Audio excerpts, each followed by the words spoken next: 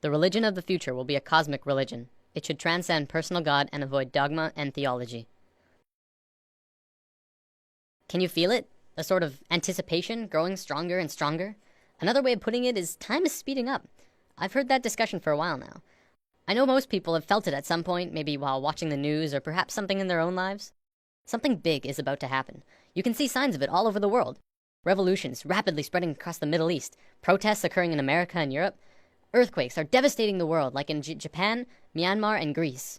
The global economy is failing so hard that it looks like we're looking forward into a global recession, the likes of which makes the 30s look like a cakewalk. Not to mention that if global warming doesn't put our planet into an ice age, we're going to kill ourselves from overpopulation for sure. And using the rate of doubling, we definitely don't have the resources to survive the way we are for maybe a little over 10 years. Yet, despite all of these things, we're about to learn something amazing. It's something that will transform the Earth into something completely different, something incredible and beautiful. Many people across the globe have learned about this, and they've applied it to themselves and witnessed marvelous changes. Others have dedicated their lives to talking about it, to teaching it. I'm someone who's still exploring it, and I want more people to talk about it with. Mind, body, spirit. This is the sacred trinity that allows us life on Earth. Without even one of these three, we could not function properly. Yet, in today's world, we only really truly understand two of the three. We have scientifically mapped the mind and the body. We understand next to every aspect about each of them. Yet, what do we really know about the spirit, the soul? What is it? Where does it come from?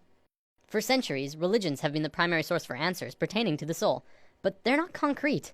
Many different religions have a different answer and ideas about how things work on this level. Recently, however, a discovery was made, which led to new discoveries and further discoveries. These incredible insights went largely unnoticed by the global community, and while governments and secret services of the world acknowledged them, it wasn't something that really got to the masses. Today, this information is still slowly coming out, and I'm going to share it with you.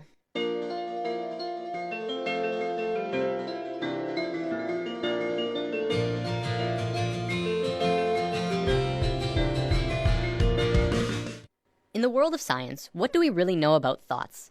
We know we can measure them. By hooking up scanners, you can measure the frequency that are emitted when you think them. They're measurable, yet there isn't anywhere specific in the brain that holds them. Is it possible that you create your thoughts outside your mind? Maybe not. But is it possible that you create your thoughts into the external world from your mind? This is what we're going to talk about today. Have you ever had a moment where you knew exactly what someone else was going to say, about 2 or 3 seconds before they even started talking? Do you have a shared connection between a loved one or a pet, where you can always tell exactly how the other is feeling, or what they're thinking of, even if they're not really around? Have you ever met someone that you really got bad vibes from, and your intuition turned out right? We've all had experiences like these, at least a few times, some many more than others. There are even a few people who can kind of tap into this experience quite easily. I believe one of the terms for it is psychic.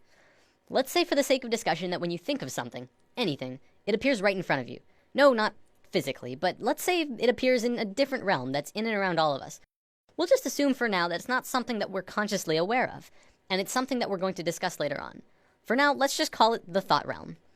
When you're doing something, you start by thinking about it. Whether you're building a pool in your backyard or making a sandwich, you have to have thought of it first. Even the subconscious thoughts for things like walking and breathing. This shouldn't be anything new to us. We think of things before we do them, even if it's a split second before them.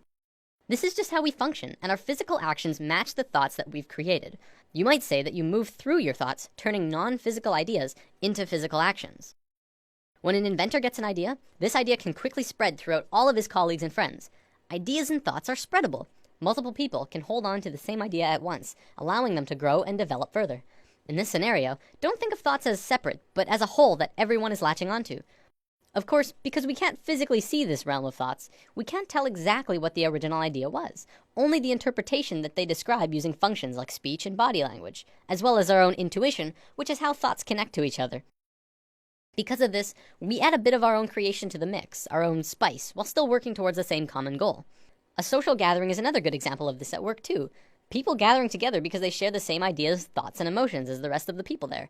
An example could be a college course on architecture. People interested in architecture would attend the course because they share the same interests mentally. This shouldn't be anything mind-blowing. It's our day-to-day lives, just from a different perspective. Even if you're using something that someone else made, you're still creating this experience for yourself. You manifested that iPad or house or whatever into your experiences. So with thoughts connecting with other thoughts comes our first big realization. This new understanding of how intertwined we truly are, we are not only connected in the physical realm, but in a mental and spiritual way as well. Up until recently, humankind has always understood simply that they were connected only through their physical being. We assumed that the conscious experience, as well as all of the thinking, was totally 100% isolated from the rest of everyone else. The fact is, we're not. We are so connected with each other, it's almost impossible to believe. Think about almost every creature on Earth. What do we really know about the bond that connects them?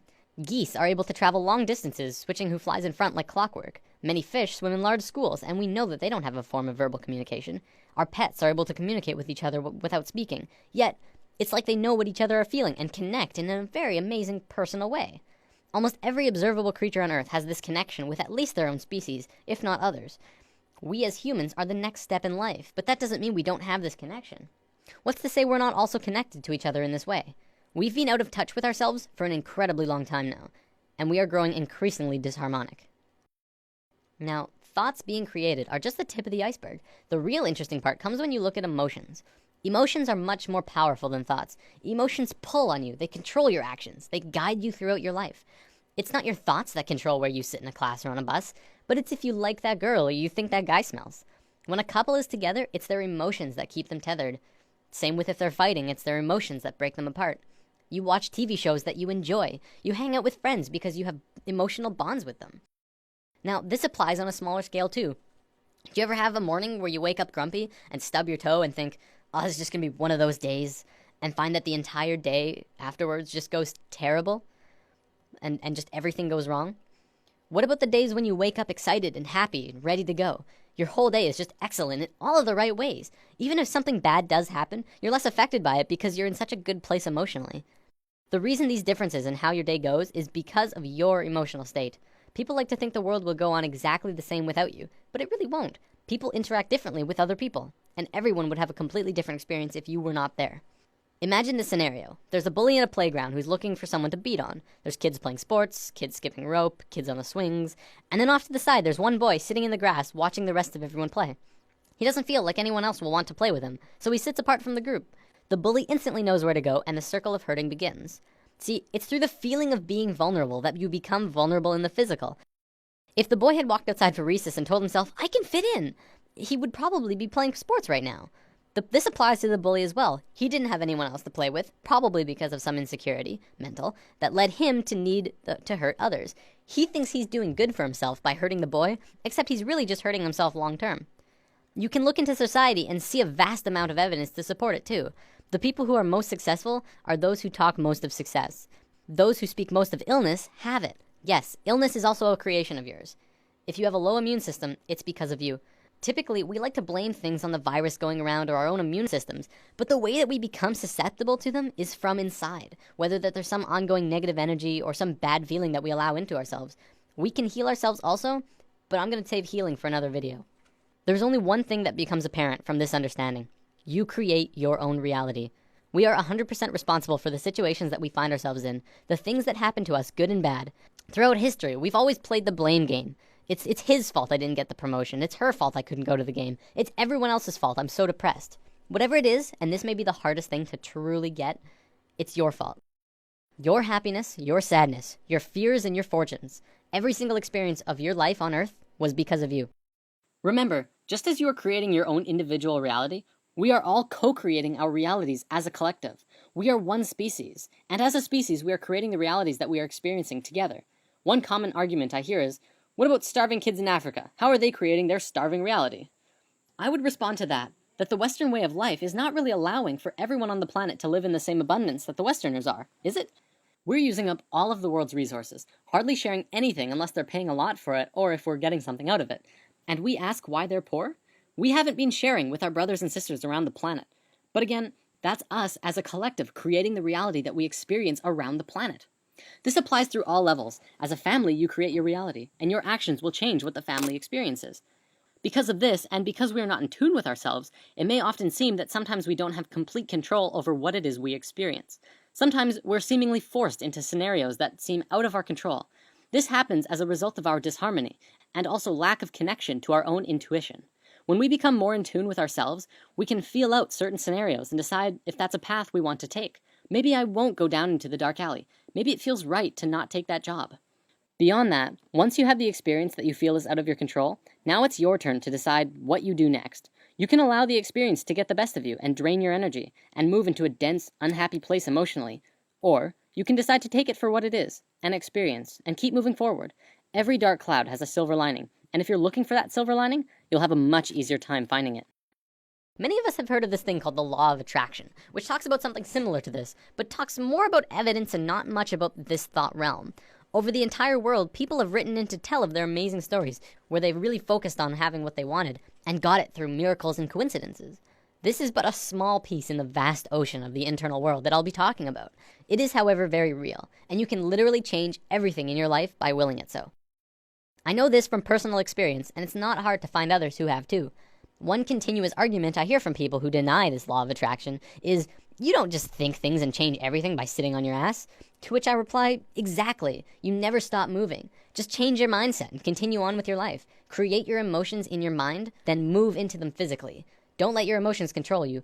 Pull your thoughts into the physical realm. What can you do to change things? Well, just be good to yourself. Fill yourself up with the emotion of love and happiness as you go about your day. Treat yourself and try to change your perception of your life from what others think is best for you to what you think is best for you. Take a few minutes to sit down and actually just ask yourself, what do you really want?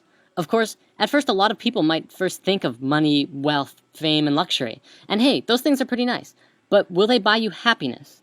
I guess that depends on you. I found in my experiences that beyond all of those things, what people really want is to be accepted, appreciated, and loved. By giving that to others, you will in turn get that back, and the bond that connects you to everyone around you will strengthen so much further. I want to bring up one more thing before I run out of time. There was a scientist in Japan a few years back who made an incredible discovery, but one that also went largely unnoticed or recognized by the global scientific community. Dr. Masaru Emoto discovered that by putting words on a side of a glass of water and freezing the water, you could change how the water would freeze into crystals. On a jar that said, "I love you," this is how the water crystal froze. On a jar that said, "You make me sick, I want to kill you," it froze like this. If thoughts can do that to water, just imagine what thoughts can do to us. Well, looks like I'm about out of time for today. Before I go, I want to leave you with words to sit on. For anyone who is looking for direction right now. You can have, do, or be anything you want. Namaste. Thanks for listening. There's nothing you can do that can't be done. Nothing you can sing that can't be sung. Nothing you can say, but you can learn how to play the game.